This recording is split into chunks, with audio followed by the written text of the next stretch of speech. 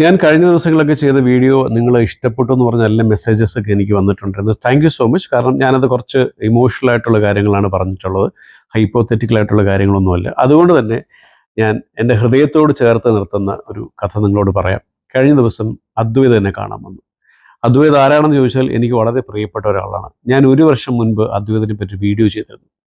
നമ്മുടെ തട്ടിമുട്ടിയിലൊക്കെ അഭിനയിക്കുന്ന ജയകുമാർ ചേട്ടൻ്റെ റിലേറ്റീവാണ് അദ്വൈത്. മോൻ 2-3 വർഷമായിട്ട് കുറേ ആരോഗ്യ പ്രശ്നങ്ങളായിട്ട് അവൻ ടോട്ടലി ബെഡ് റിഡൺ ആയിരുന്നു.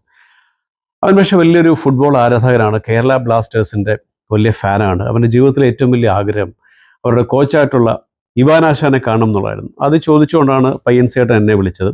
എനിക്ക് കുറച്ച് ക്രിക്കറ്റ് കളികളും കുറച്ച് ക്രിക്കറ്റ് കണക്ഷൻസ് ഉള്ളതുകൊണ്ടായിരിക്കാം ജയൻ എന്നെ വിളിച്ചു ചോദിച്ചത്. പക്ഷേ എനിക്ക് ഒരു തരത്തിലും ഈ ഫുട്ബോളുമായിട്ടൊരു ബന്ധവുമില്ല. എന്തായാലും അദ്ദേഹം പറഞ്ഞ സ്ഥിതിക്ക് സീമാജി നായരൊക്കെ മേക്ക് എ വിഷ് പ്രോഗ്രാംസ് ഒക്കെ ചെയ്യുന്നുണ്ട്, സീമയോട് ചോദിക്കാം അങ്ങനെയൊക്കെ വിചാരിച്ചിരുന്ന സമയത്ത് വളരെ യാദൃശ്യമായിട്ട് ഒരു ദിവസം ഞാൻ കൊച്ചിയിൽ വെച്ച് വിമാനം സിനിമയുടെ സംവിധായകൻ പ്രദീപുമായിട്ട് വർത്തമാനം പറഞ്ഞു. ഞങ്ങൾ തമ്മിൽ കണ്ടത് കൊച്ചി അന്താരാഷ്ട്ര കലൂർ സ്റ്റേഡിയത്തിനടുത്താണ്. അവിടെ നിന്ന് ഇറങ്ങിയപ്പോൾ എൻ്റെ ആദ്യത്തെ സീരിയലിൻ്റെ ഡയറക്ടറായ ശ്രീ AM നസീർ, വെള്ളം സിനിമയുടെ സംവിധായകൻ പ്രജേഷ് എന്ന് രണ്ടുപേരെ യാദൃശ്യമായിട്ട് കണ്ടു. കുറേ സമയം സ്പെൻഡ് ചെയ്ത് തിരിച്ചു വന്നു. ഞാൻ വീട്ടിൽ വന്നു കഴിഞ്ഞാൽ ആരോടാണ് ഈ ബ്ലാസ്റ്റേഴ്സിൻ്റെ കാര്യം ഓർക്കുന്നു പറഞ്ഞപ്പോൾ ഈ കലൂർ സ്റ്റേഡിയവും അതിൻ്റെ ചുറ്റുമുള്ള പോസ്റ്ററുകളും നസറേട്ടനും പ്രജേഷിനെയൊക്കെ ഓർമ്മ വന്നു. പ്രജേഷിനെ വിളിച്ച് കാര്യം ചോദിച്ചപ്പോൾ പ്രജേഷ് പറഞ്ഞു, ഈ ബ്ലാസ്റ്റേഴ്സിൻ്റെ മാനേജർ അല്ലെങ്കിൽ ബ്ലാസ്റ്റേഴ്സോട് വളരെ അടുത്ത് നിൽക്കുന്ന ആളാണ് നമ്മുടെ അഡ്വക്കേറ്റ് ഫൈസൽ. ഫൈസൽക്ക നസീർക്കയുടെ വളരെ അടുത്ത ആളാണ്. അങ്ങനെ ഞാൻ നസീറേട്ടനോട് കാര്യം പറഞ്ഞു. അങ്ങനെ പെട്ടെന്നൊരു ദിവസം ഈ ഫൈസൽ സാറ് നസീറേട്ടനെ വിളിച്ച് പറയുന്നത്, ഇന്നിപ്പോൾ പോയി കഴിഞ്ഞാൽ നമ്മുടെ ആശാനെ കാണാം. ഞാൻ അദ്വൈതൻ്റെ വീട്ടിൽ വിളിച്ച് പറയുന്നു. അന്ന് അദ്വൈതൻ്റെ അമ്മ അവിടെ ഇല്ല, അച്ഛൻ മാത്രമേ ഉള്ളൂ. ഈ മോനെ ഒറ്റയ്ക്കൊക്കെ കൊണ്ടുപോകുന്ന ഇച്ചിരി ബുദ്ധിമുട്ടാണ്. എന്നാലും പെട്ടെന്ന് അച്ഛൻ അദ്വൈതനും കൂട്ടി ക്രൗൺ പ്ലാസയിൽ എത്തുന്നു. നസീറേട്ടൻ അവിടെ എത്തുന്നു. അവിടെ വെച്ച് യുവാനാശാനുമായിട്ട് കാണുന്നു. ഇവർ ഒരുപാട് സമയം സ്പെൻഡ് ചെയ്യുന്നു.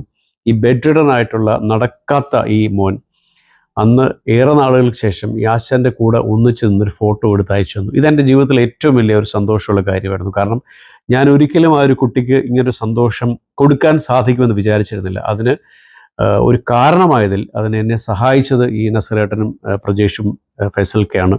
അത് കഴിഞ്ഞു ഞാനും ഈ കുട്ടിയുമായിട്ട് നല്ല സൗഹൃദമാണ്. പക്ഷേ ഏറ്റവും വലിയ രസം എന്ന് പറഞ്ഞാൽ അതിൻ്റെ തൊട്ടടുത്ത ദിവസം ഇവാനാശാൻ കേരളം വിട്ടുപോയി. അതിനുശേഷം അദ്ദേഹം തിരിച്ചു വന്നിട്ടില്ല. ഒരുപക്ഷെ അന്ന് മിസ് ചെയ്തിരുന്നെങ്കിൽ ഇവൻ്റെ ആഗ്രഹം ഒരിക്കലും സാധിക്കില്ലായിരുന്നു. ഈ അദ്വൈത് കഴിഞ്ഞ ദിവസം എന്നെ കാണാൻ വന്നു. അദ്വൈതിൻ്റെ ചേച്ചിയുടെ കല്യാണമാണ്, അത് വിളിക്കാൻ വേണ്ടി വന്നതാണ്. അപ്പോൾ അദ്വൈതിൻ്റെ അമ്മ പറഞ്ഞു കല്യാണം വിളിക്കാനാണ്. ഞാൻ പറഞ്ഞു വേണ്ട, വാട്സപ്പ് ചെയ്താൽ മതി. ഇല്ല മോന് വന്ന് കണ്ടേ പറ്റത്തുള്ളൂ, അങ്കിളെ കാണുമെന്ന് പറഞ്ഞു. അദ്വൈതും അമ്മയും ചേച്ചിയും അച്ഛനും കൂടെ വന്നു. അവൻ നടന്നാണ് വന്നത്. അവൻ നടക്കാൻ വെച്ച പ്രയാസമുണ്ട്. അവൻ്റെ കുറച്ച് ബാക്ക് സർജറി ഒക്കെ ചെയ്തിട്ടുണ്ട്. എന്നാലും അവൻ നടന്ന് ഞാൻ താമസിക്കുന്ന സ്റ്റെപ്പ് കയറി വന്നു, എന്നെ കണ്ടു, വർത്തമാനം പറഞ്ഞു, ഞങ്ങൾ ഒരുപാട് സംസാരിച്ചു. അവനെ സന്തോഷത്തോടെ യാത്രയാക്കി. ജീവിതത്തിൽ വളരെ ഹൈപ്പോത്തറ്റിക്കലായിട്ടുള്ള പല മോട്ടിവേഷണൽ കഥകൾ നമ്മൾ കേട്ടിട്ടുണ്ട്. പക്ഷേ യഥാർത്ഥത്തിൽ ബെഡ് റിഡൺ ആയിട്ടൊരു കുട്ടി, അവൻ്റെ വലിയ അതിയായിട്ടൊരു ആഗ്രഹം, ഒരിക്കലും നടക്കുമെന്ന് വിചാരിക്കാത്തൊരാഗ്രഹം, അത് നടക്കുന്നു. അതിനുശേഷം അവൻ്റെ ജീവിതത്തിൽ ഒരുപാട് വ്യത്യാസം ഉണ്ടാകുന്നു. അവൻ ഒരുപാട് പെസിമിസ്റ്റ് ആയിരുന്നു. അവൻ പോസിറ്റീവായിട്ട് ചിന്തിക്കാൻ തുടങ്ങി. അവനെ പുസ്തകം വായിക്കാൻ വേണ്ടിയിട്ട് എനിക്ക് പ്രേരിപ്പിക്കാൻ സാധിച്ചു. അവൻ്റെ ജീവിതത്തിൽ കാഴ്ചപ്പാടുകൾ ഒത്തിരി മാറി. അവൻ നടന്നു വന്ന് എന്നെ കണ്ട് തിരിച്ചുപോയി. ഇതിനെക്കാട്ടി വലിയൊരു സന്തോഷം ഒരു വ്യക്തി എന്നുള്ള നിലയിൽ നമുക്ക് എന്താണ് കിട്ടുന്നത്? ഇതുപോലത്തെ അനുഭവങ്ങൾ നിങ്ങൾക്കുണ്ടായിരിക്കാം. നിങ്ങളുടെ അഭിപ്രായങ്ങൾ, നിർദ്ദേശങ്ങൾ കമൻറ്റ് ചെയ്യാം. Thank you.